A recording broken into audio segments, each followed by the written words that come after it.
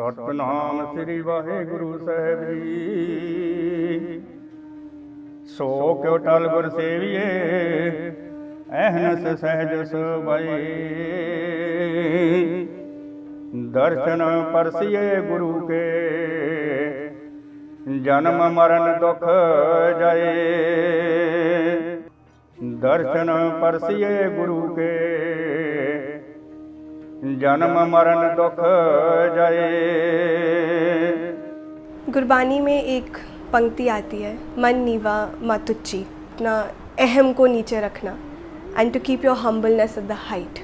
गुरबानी यही सिखाती है। सिख कम्युनिटी इसको अपने बहुत करीब रखती है। I wanted to get a sense, I wanted to understand more about Guru Nanak. What does the word Guru actually mean? That was my curiosity. Guru has a very specific meaning, and the meaning of Guru is someone who shows you the path towards truth. So for example, if you have a very good chemistry teacher and he's very good at teaching you chemistry, but he's lying, he's not a Guru. He's a teacher, but he's not a Guru. That was where I started from. In Sikhism, it's very clear that there's a sense of community.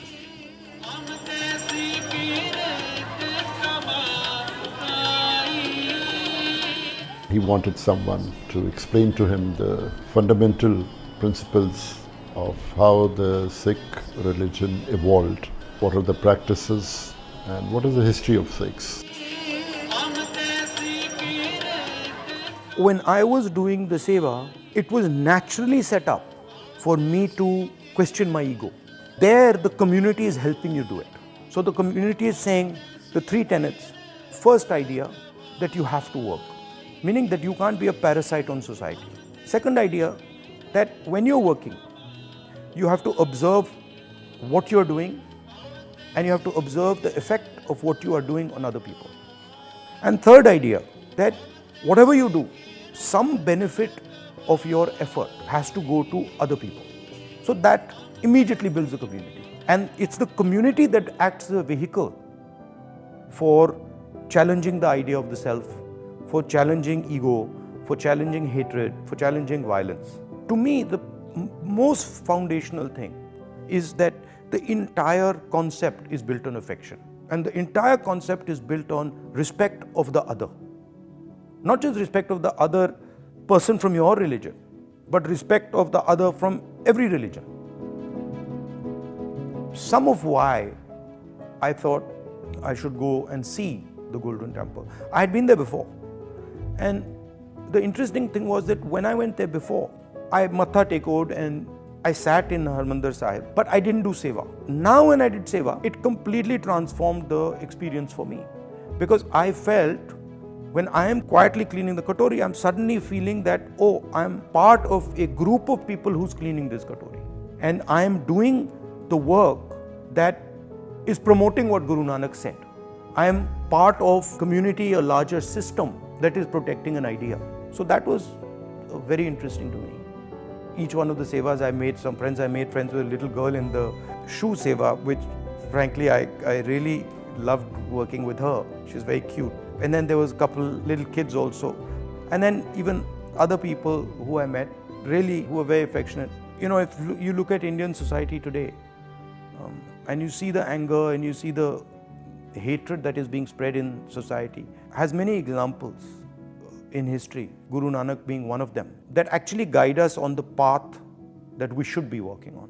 And it's unfortunate that with such a treasure that this land has, we don't seriously look at that treasure. We are so busy doing our thing, trying to succeed, trying to impress other people, you know, trying to make money, trying to be famous, that we forget that actually the real treasure that India brings to the world, probably more than any other land, are these great people. We are going through a phase where wisdom is lacking. Wisdom is not how intelligent you are or how smart you are or how clever you are. Wisdom is how effective you are at going towards the truth. Guru Nanak is wise. Mahatma Gandhi is wise. Buddha is wise. They might not have been at the time wealthy or powerful or had a lot of force. I don't think Guru Nanak had much force, almost no force, but he had huge amount of power because he was closer to the truth. So my view is that force is always a lie. Power is always the truth. So, for example, the United States is called a superpower. It's not a superpower, it's a super force. Gandhi is a superpower. Guru Nanak is a superpower. And force is always destructive.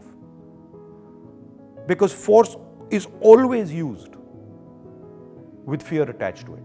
It's always used with anger. It's always used with hatred. I'm early on in my journey. It's not that I am reached anywhere, but I find that if I'm operating in the realm of power, and I have to, you see, I don't have force compared to the BJP. I don't have force compared to the RSS. They have force. They have the government of India, they have institutions, they have CBI, they have ED, they got everything. So the only thing I have, and I cannot tell you how beautiful it is I have the truth. And no matter what they do, they can keep going. Their force does nothing to the truth. It just doesn't. So that's what I would like young Indian people to understand. I am very happy that Rahul Gandhi understood this, and he did not come like any other VIP जो आते हैं यहाँ पे और वो मत्था टेकते हैं और चले जाते हैं. I was so impressed. He was asking questions, and it was not that you've talked about something and then it is left hanging. It was concluded, the observations were there, and then coming to a crux, भाई ये बात है, अच्छा ये ठीक हो गया, अब then we would move forward. So it was a very, very engaging conversation. I feel that बार साहब एक ऐसी जगह है जहाँ पे आपको जाके पीस मिलता है. अगर वो खुद वहाँ पे जाके सेवा कर रहे हैं तो एक सेल्फलेस जेस्चर है. People will get influenced by what he is doing, and I think they will also come forward doing it. सेवा की जहाँ तक बात है, गुरबानी में कहते हैं निमाणिया दा मान. That means he is there for those who surrender themselves to him and letting your ego go. सेवा आप में यही जगाती है. That is the message.